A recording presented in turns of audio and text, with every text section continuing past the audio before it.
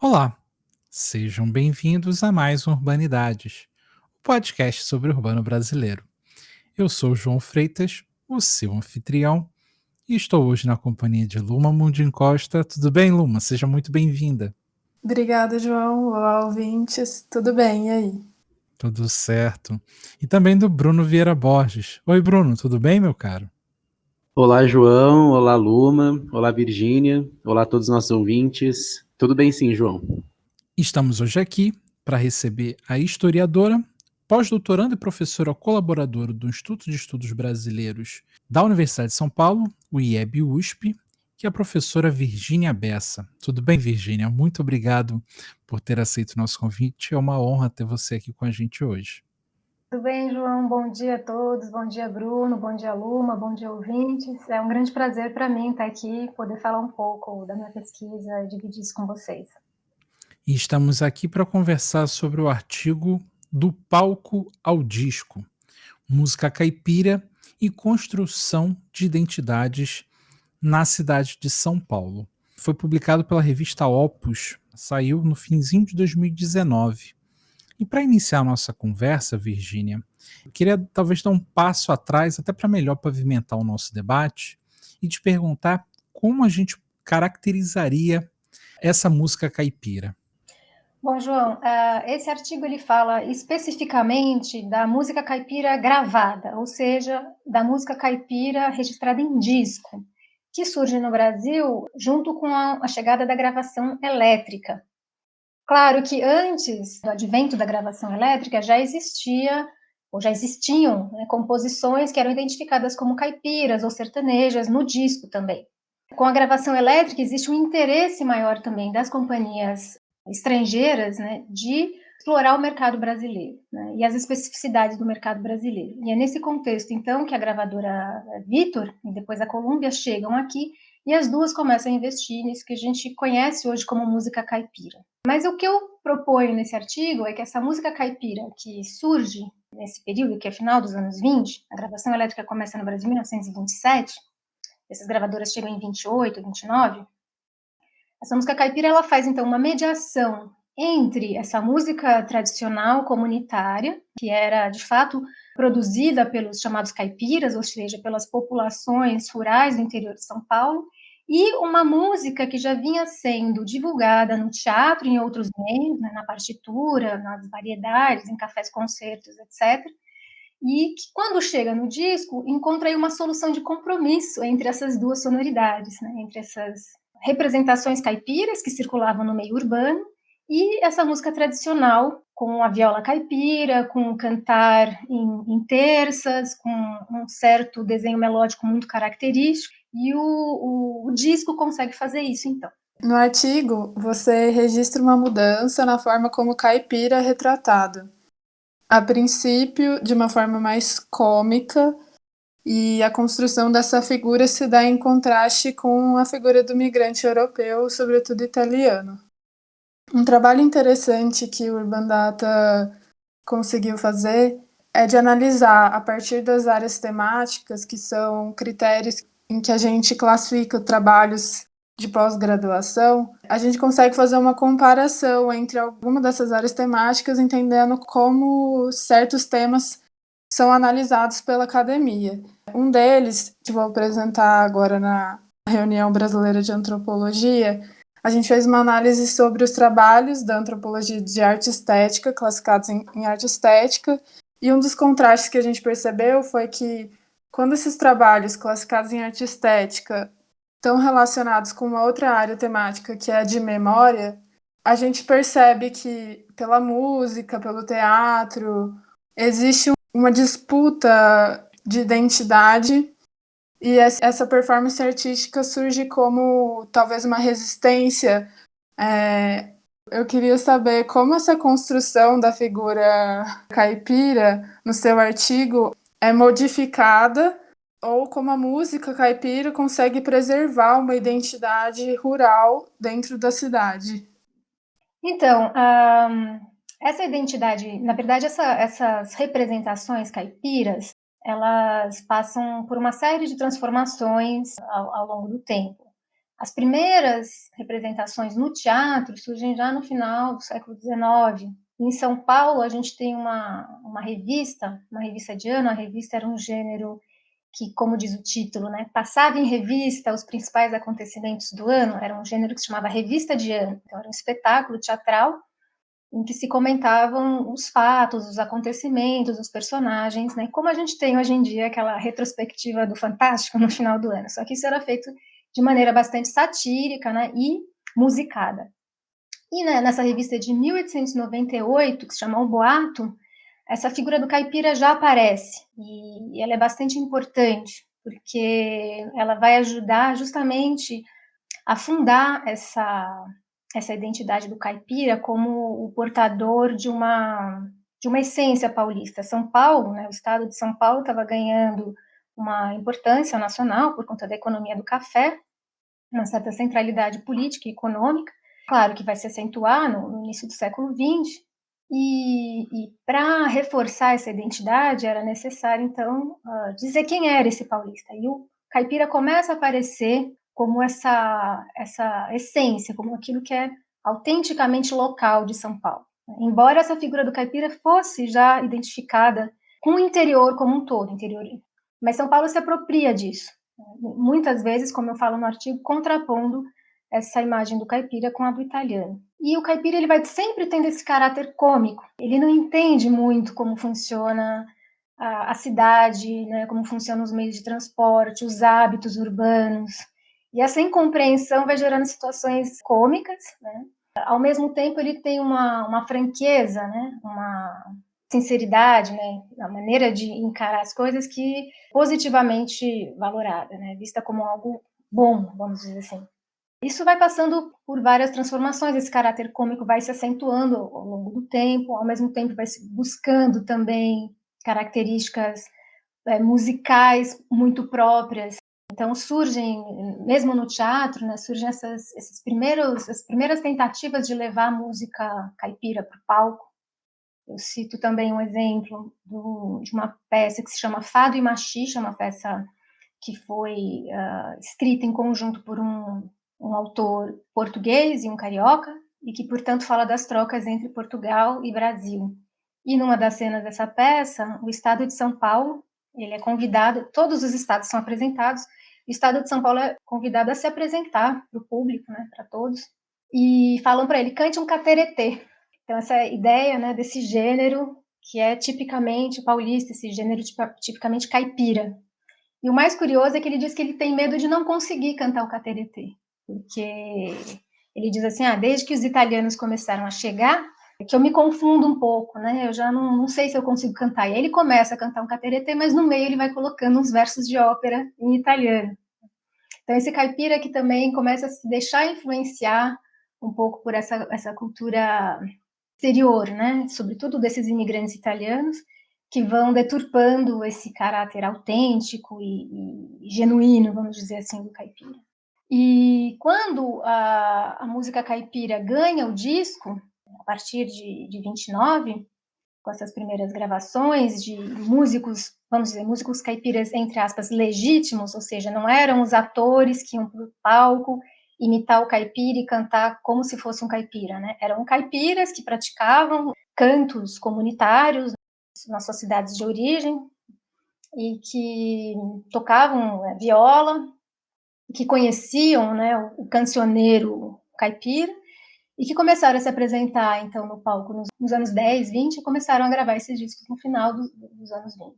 E aí, essa mudança dessa representação, ela ganha uma outra conotação, que é uma mudança, vamos dizer, do ponto de vista sonoro, né? Essas sonoridades é que começam a ganhar mais importância, mais do que essa ideia do caipira, né? Que sons são representativos do caipira? De como essas negociações entre, enfim, o urbano e o rural, o nacional e o estrangeiro, vão moldando a maneira como o caipira é representado, tanto nos palcos como nos discos. De certa forma, isso perdura também, né, como essa identidade caipira é ainda bastante representativa e como você mesma disse, Virgínia, tem essa mudança, né, antes mais voltada para o humor, para uma coisa debochando talvez da ingenuidade da caipira e em seguida trazendo uma visão um tanto idealizada dessa pureza do campo, idealizando esse interior, né. Eu acho que também tem isso ou não? Sim, na verdade, assim, existe uma idealização, o tempo todo. Tem uma peça que eu cito também no artigo, se chama A Caipirinha, que é do Cesário Mota Júnior. Ela foi escrita no final do 19 e foi representada por um grupo de amadores e não teve, né, continuidade. Em 1917, ela foi reencenada. E aí, com toda essa idealização, né, que você está falando, o espírito puro, né, a bondade, os bons sentimentos estão nas figuras caipiras. E o mau caratismo, a maldade, a ganância está nos personagens urbanos. É a história da Maroca, que é uma caipira, né, a caipirinha do título, que era órfã, morava com o avô, mas que acaba sendo levada para a cidade, num contexto familiar, e lá ela é submetida a uma situação bastante aviltante, e o amor dela, né, a paixão dela estava no interior, estava na roça, vamos dizer assim. Então, essa contraposição entre esses personagens urbanos e esses personagens rurais, né, e o próprio uso da música, que também aparece, já vem com essa carga bastante idealizada do caipira. Isso é uma coisa, mas tem a outra coisa também que é esse caráter cômico, né, que é bastante explorado já desde as primeiras revistas. Isso, aliás, é uma coisa interessante de falar, essa figura do caipira, né, do sujeito que não é adaptado ao mundo urbano, não é uma figura nossa. A primeira revista de ano foi feita, é um gênero francês, então foi em Paris, já trazia essa figura do sujeito que não entende direito como é que funciona a cidade. Isso vai aparecer nas revistas madrilenhas, vai aparecer nas revistas portuguesas e vai chegar no Brasil também. É um tipo, né, que surge no mundo urbano, porque a revista é um gênero urbano, aliás, todos esses gêneros de teatro musicado que se difundem em São Paulo no começo do século, né, são gêneros transnacionais que circulam aí por todas essas grandes cidades do mundo. Então, São Paulo está inserido nesse contexto, mas obviamente que aqui essa figura desse caipira, desse sujeito não urbanizado, que não entende as regras da cidade, ela vai ganhar as conotações específicas, no caso de São Paulo, associadas ao interior que estava se enriquecendo com o café, e o interior que estava passando por uma profunda transformação por conta da imigração. Então, esses dois elementos vão marcar essa construção da figura do caipira em São Paulo. Quanto à questão específica do humor, o que eu acho interessante é pensar a diferença entre o rir do caipira e o rir com o caipira. O rir do caipira é aquela coisa de você ridicularizar, de fato, esse sujeito que não conhece as normas de conduta do meio urbano. E o rir com o caipira é compartilhar com ele uma certa visão das coisas que muitas vezes coloca o urbano como o fora do lugar. Vou dar um exemplo aqui. Essa é uma anedota que o Cornélio Pires contava, né? O caipira estava lá capinando na rocinha dele e passa um sujeito da cidade, de sapato eterno, etc., e pergunta: Enki, você sabe onde é que fica a cidade? Sei, sim, senhor. Ah, e você sabe como é que eu faço para chegar lá? Sei, sim, senhor. Segue aqui reto. Ah, e quanto tempo eu demoro para chegar? Uai, não sei. Uai, mas você não sabe onde é que fica? Sei. Você não sabe como é que eu faço para chegar? Sei. E você não sabe quanto tempo eu demoro? Não, uai, como é que eu vou saber? Ele, tá bom. E sai andando. Aí o caipira vira, nesse passo aí, uns 20 minutinhos.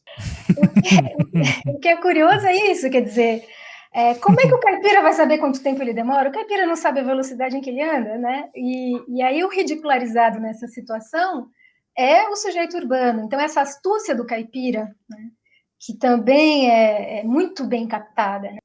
E essas duas formas de representação aparecem no teatro.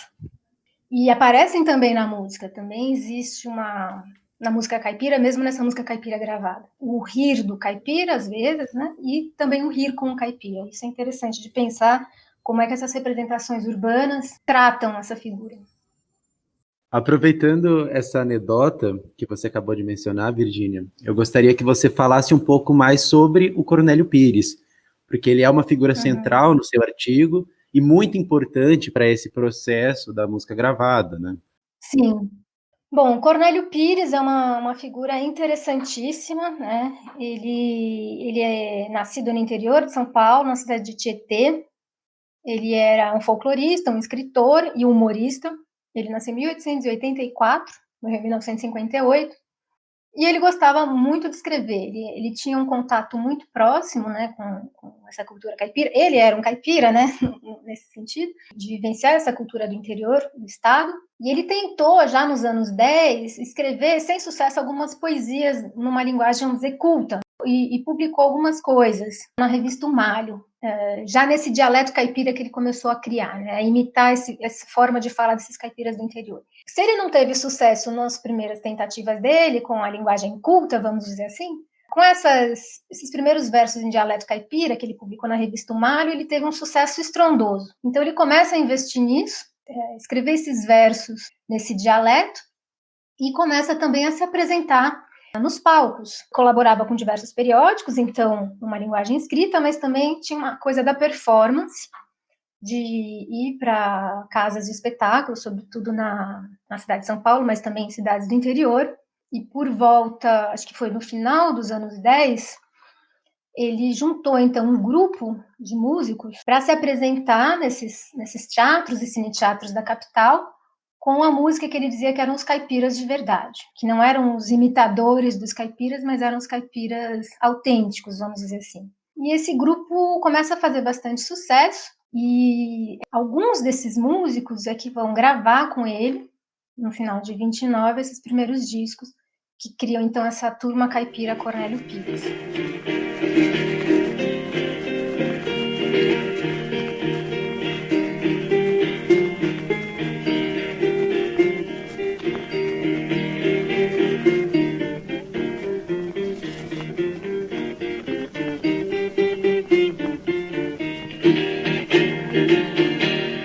Ajudai meus Icodias, que eu também te ajudarei. Mercedes que vai casar, largue mão dessa loucura, casar com mulher ciumenta pra servir da tua injúria. Homem casado não pode na festa fazer mistura. Olha um pouco pra outra e a mulher tá de olho. Esse empreendimento dele com os discos de música caipira é muito interessante.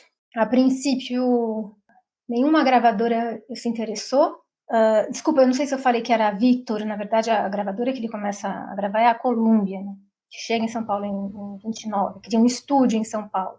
Enfim, aí ele conta-se, os biógrafos dele falam isso, que ele então banca, né, paga do próprio bolso a impressão desses discos e começa a vender nos shows e vender de mão em mão. E faz um sucesso enorme. E aí então ele começa a gravar outras séries, e aí a gravadora entra, né, banca esse selo, e aí a gente tem esse conjunto, né, desses vários discos, dos quais muitos são analisados no artigo que eu escrevi.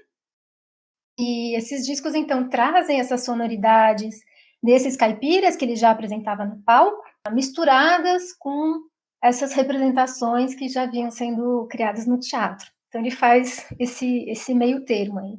Além dessa coisa da música, eu acho que o Cornélio Pires tem uma importância muito grande por essa divulgação dessas histórias, desses causos. Pela própria fixação, ele ajuda a fixar esse modo de falar caipira. Ele era um sucesso editorial, assim, absurdo.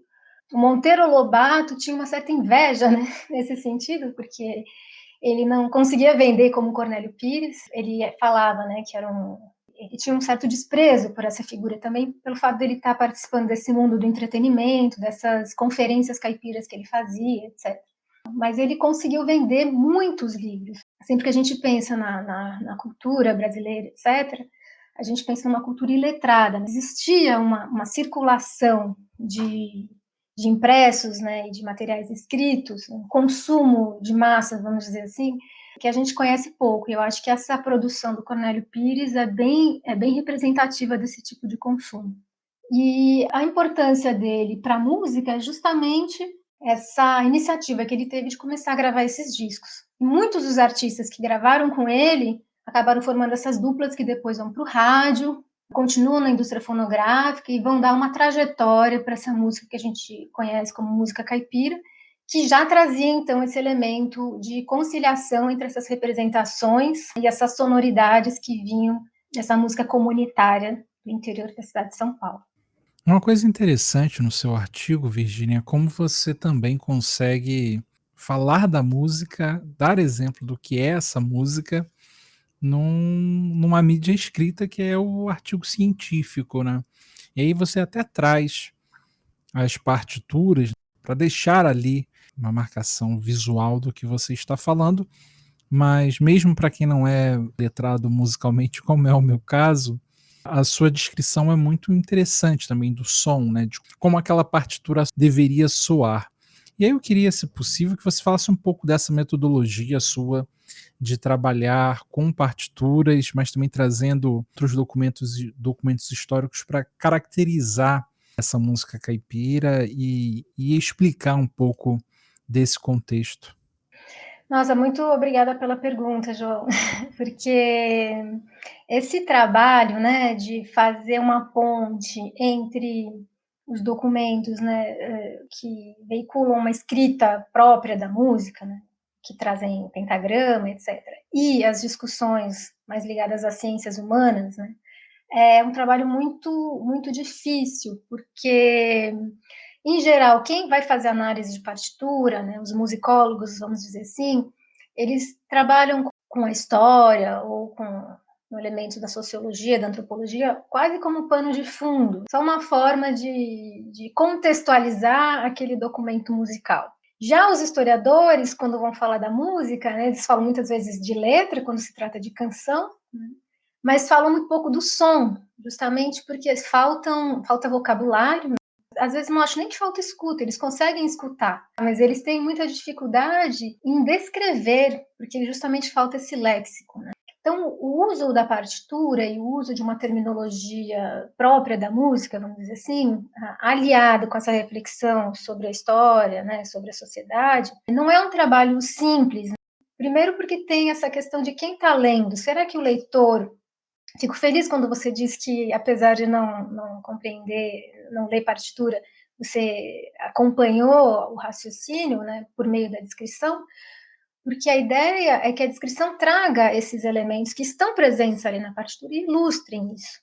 A chave, vamos dizer assim, que eu tentei usar para mostrar as transformações na linguagem musical dessas primeiras gravações de música caipira, né, do Cornélio Pires, da turma do Cornélio Pires, passou então pela rítmica, pela questão rítmica e pela questão da melodia, né, de como a melodia é encaminhada, essa coisa que a gente chama de contorno melódico, as alturas como um todo, né, da canção. E do ponto de vista rítmico, o que é interessante é perceber, na verdade, que tem uma manutenção de um certo paradigma rítmico que vem já da música urbana, que é o paradigma do machixe, que ele se baseia numa figura rítmica, né? Eu vou bater aqui, não sei se o som vai ficar muito ruim, mas vamos ver, ó. O Mário de Andrade identificava essa figura aqui, ó.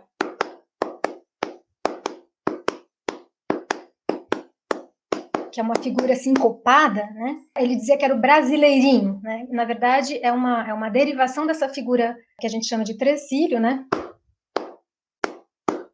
Que está presente em toda a música latino-americana e que se acredita que seja uma fusão da rítmica de origem europeia, né, com a rítmica africana que chega aqui e introduz essa síncopa. Essa origem ainda é muito obscura. O que se sabe é que ela é compartilhada, essa figura é compartilhada em vários gêneros musicais urbanos da América.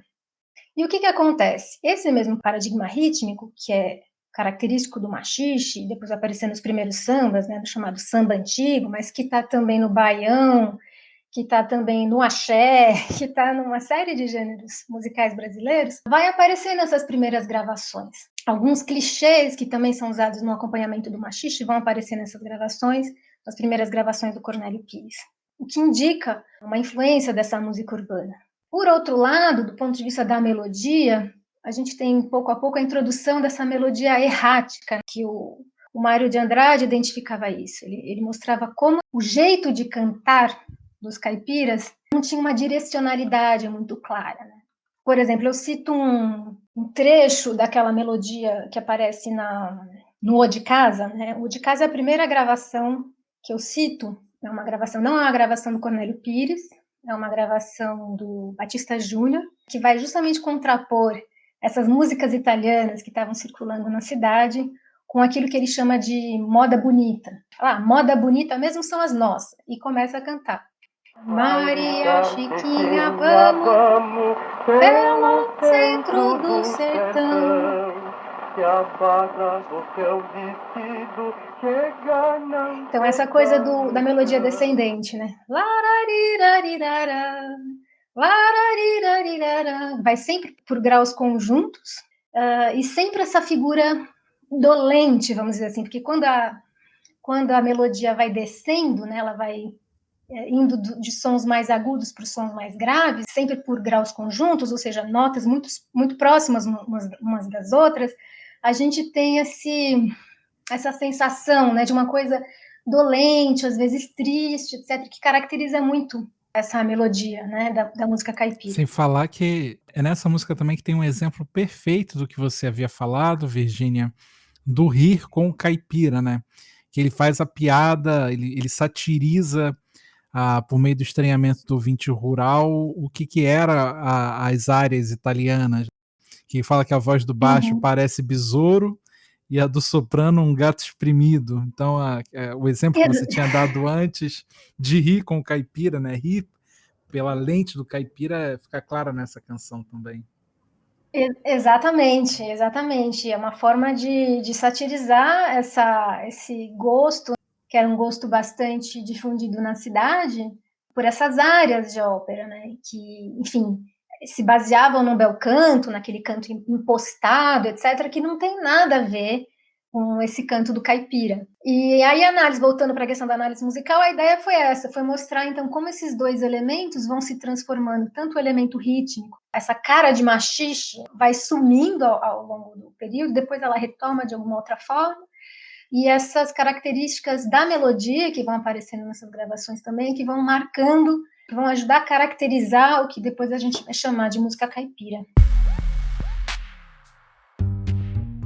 Você sabia que o Urbanidades é apenas uma das iniciativas do Urban Data Brasil? Para acompanhar notícias sobre o cenário urbano brasileiro e receber divulgações de atividades acadêmicas, acesse a nossa página no Facebook, Urban Data Brasil, o banco de dados bibliográficos sobre o Brasil urbano. E se você está gostando desse episódio, não se esqueça de compartilhar. O Urbanidades está em todos os agregadores de podcast. Estamos também no Instagram e no Twitter. Confira o endereço para as nossas páginas na descrição do episódio. Agora, voltando para a entrevista. Uma reflexão interessante que se pode ter a partir do seu artigo é que a urbanização de São Paulo e seu avanço tecnológico e industrial transformam muito além do espaço físico. Como esse processo influenciou as noções de tempo, as formas de composição musical e as formas de canto? Muito boa a questão, porque ela toca num ponto essencial, que são os sentidos. Como é que essas mudanças urbanas, elas transformam a maneira que os sujeitos sentem, né? Sentido no sentido mais primário da palavra, tato, olfato, paladar, visão, audição. Existem alguns historiadores, o Alain Corbin tem um trabalho lindíssimo sobre isso, que mostram como que os meios de transporte, as próprias construções, as construções mais altas, os arranha-céus, né, o tipo de pavimentação, o material das fachadas desses prédios, em geral tijolos, mas também concreto com o passar do tempo, esses materiais eles refletem o som de uma outra forma. Os meios de transportes, o bonde, depois o carro, né? O automóvel, essa coisa de um sujeito dentro de um carro que faz barulho e que tem uma velocidade que é completamente fora do padrão, né, das formas de circulação das pessoas até então. A gente tem essa experiência hoje com as motocicletas, por exemplo, também chegam as bicicletas, enfim, é uma série de mudanças que chegam na cidade e que mudam a maneira como os sujeitos sentem, né? No caso específico, quando a gente fala de música, obviamente que é a mudança na escuta, que é a mais marcante. As pessoas vão passar a escutar, elas vão criar técnicas de escuta, né? Mecanismos de escuta próprios para a vida na cidade. Então, a gente tem que ter uma escuta bastante aberta, porque a gente pode estar sempre ameaçado, sempre vai ter o perigo de passar um carro, ou a movimentação de pedestres muito grande na rua, tudo isso a gente vai ouvir de outra forma. Claro que essas formas de escuta vão interferir também nessa produção musical, e a chegada dessas tecnologias de gravação também. Eu cito logo no começo do artigo essa gravação que se chama O de Casa, e é muito curioso como ele tenta explorar essa capacidade que o microfone tem de registrar com mais precisão, né, do que a gravação mecânica, os diversos sons. Bom dia, comadre. Bom dia, comadre. Bom dia, compadre. Entre. Enxurrada no morte? Não morde não, isso é só garganta pra até saiado. Então, com licença. Pá. Bom dia, comadre. Então, como vão tudo por aqui? Nós vai bem, sempre. Então, como foi de passeio de capitais? Bem bom também. Mas, ô, comadre, que terra de atrapalhação. Que rebuliço de mundice de gentarada misturada com máscara, comadre. Nossa, mas a chuva escangalhou. Coitado do carnaval, tão beleza e boniteza e eu senti. Que pena, não, compadre? Ué, que caxica bonitinha que é essa? Não é caxica, isso é uma grafonólica minha colúmbica. Então ele imita o latido dos cachorros, quem está fazendo isso é o Batista Júnior, que é o artista dessa gravação. Ele imita o som da porteira abrindo e fechando, que é genial, e é um som bastante suave, vamos dizer assim, né? Não é um som forte, como é o som de um instrumento musical como os de metal, ou a própria voz cantada e impostada, não, é um som muito suave, muito pequenininho que aparece ali, e o interesse que isso vai despertando nas pessoas. E foi justamente essa capacidade de registrar essas sonoridades mais leves, de menor amplitude, esses timbres mais específicos, que possibilitou, então, entre outras coisas, o registro dessa música caipira, com mais precisão do que ela teria sido registrada se fosse na fase mecânica. O timbre da viola, por exemplo, não seria tão claramente identificado, em comparação com outros instrumentos de corda, dedilhados.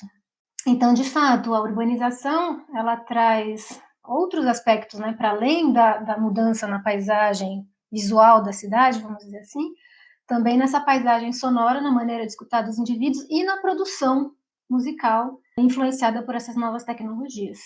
Aproveitando para falar um pouco sobre urbanização e como essa temática ela aparece nas músicas, eu peguei 2 trechos que aparecem no seu artigo, um na nota de rodapé, que fala sobre a revista paulista O Boato, que já na década de 90, do 19, falava sobre o problema da lotação dos bondes. Então tem uma passagem que é: o coro dos passeantes, maldito bonde, sempre em demora, nunca na hora. E mais para frente, no bonde Camarão, você coloca: aqui em São Paulo, que mais me amola é esse bonde que nem gaiola. Cheguei a abrir uma portinhola, levei um tranco e quebrei a viola. Então, eu gostaria que você falasse um pouco sobre isso, sobre esse processo de aceleração da cidade de São Paulo. Sim, isso é bem interessante. Essa questão dos serviços públicos na cidade de São Paulo, ela é recorrente no teatro, né? Então, essa revista que você citou, O Boato, é uma revista que foi escrita, eu já falei um pouco antes, em 1898, e fez algum sucesso, mas não um enorme sucesso, não. Acho que ela teve umas 4, 5 representações. Mas ela vai lançar, então, essas características, né? Essa crítica, né, dos serviços urbanos também já aparecia nas revistas cariocas.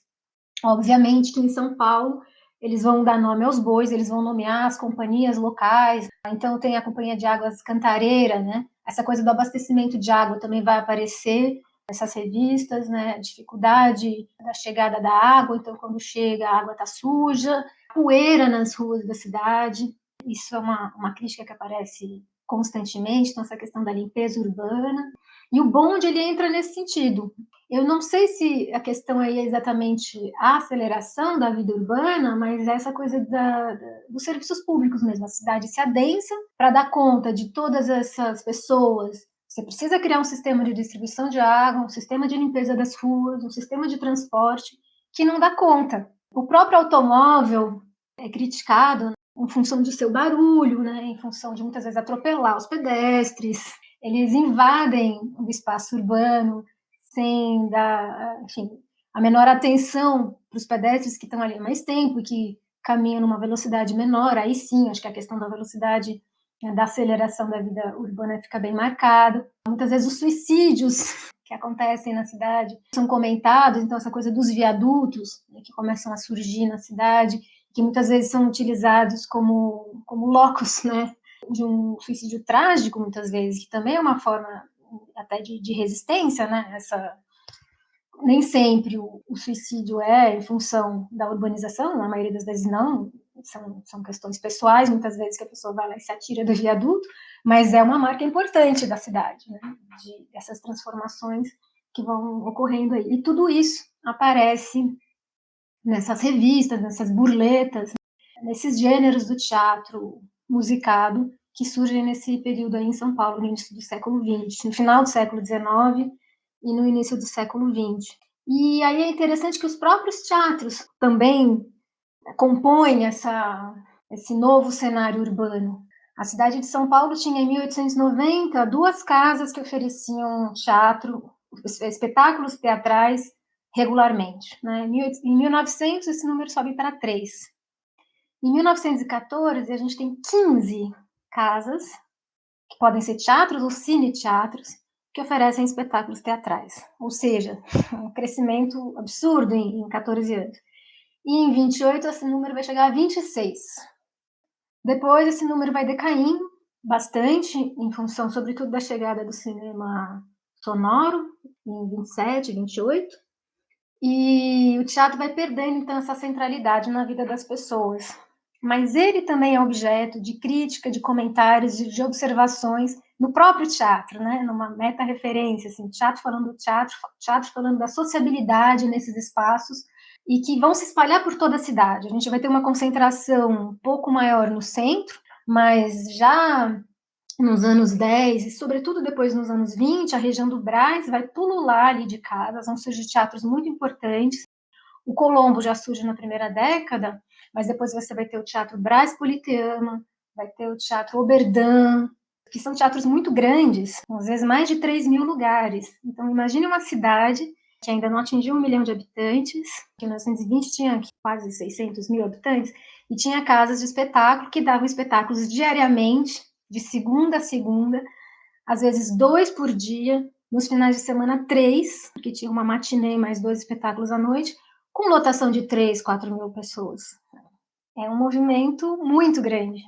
Então, isso tem a ver também com esse processo de urbanização muito rápida e também um pouco caótica da cidade, e vai ser objeto dos próprios autores teatrais, vai entrar também muitas vezes nas músicas.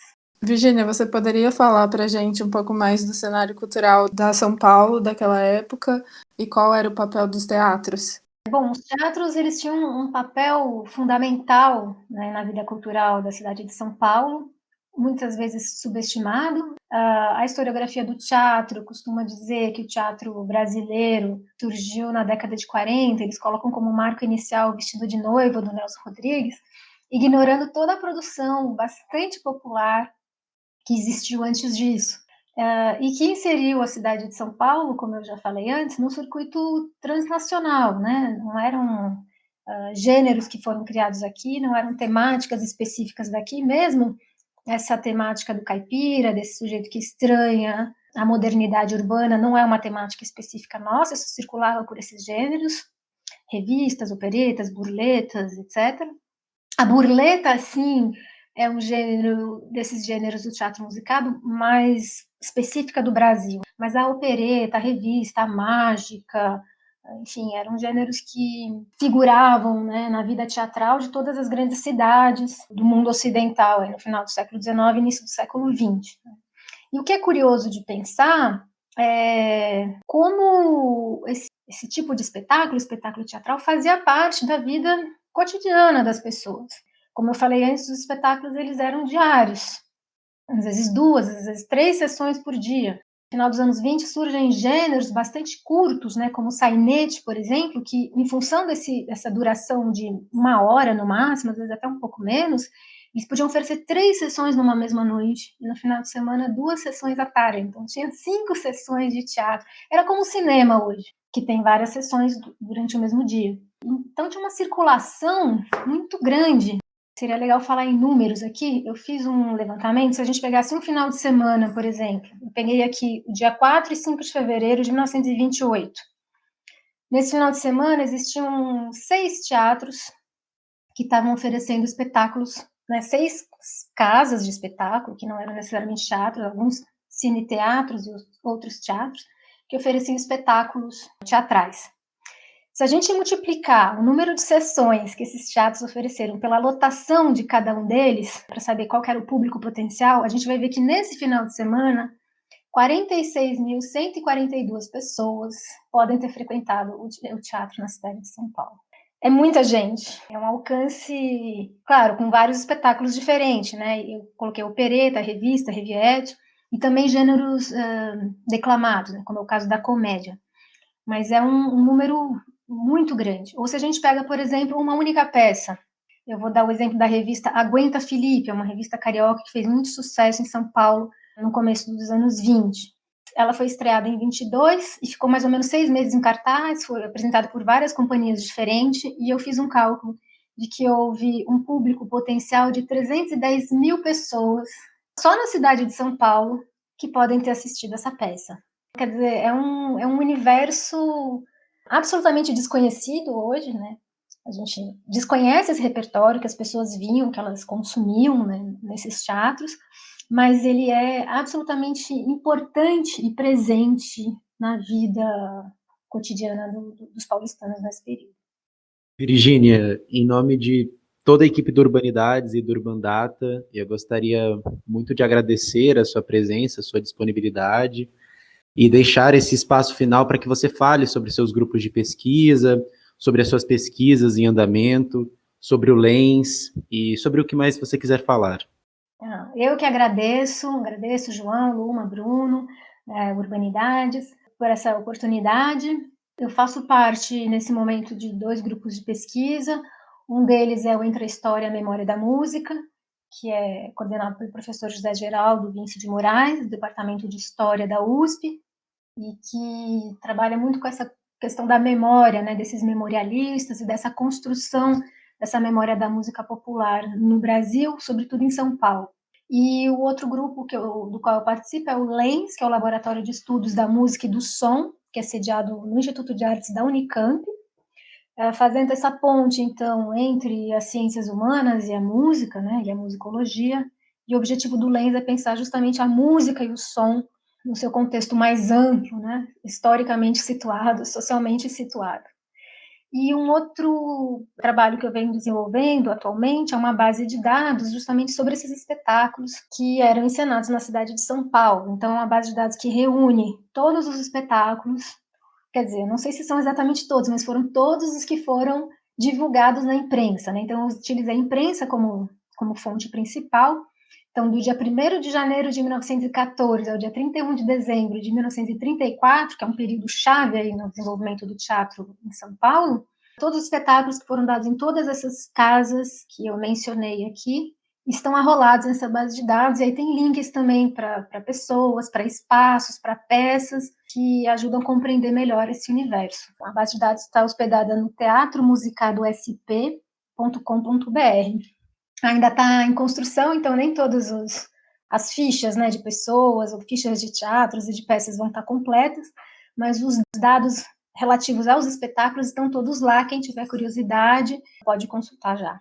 Então, agradeço mais uma vez o convite, agradeço também aos ouvintes e espero que esse tema seja objeto de mais pesquisa e de mais pessoas interessadas.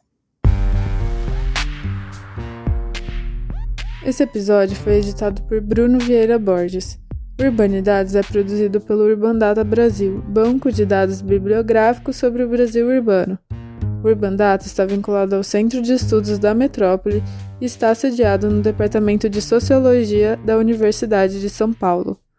O Urbanidades é feito por bolsistas e associados, sob coordenação da professora Bianca Freire Medeiros.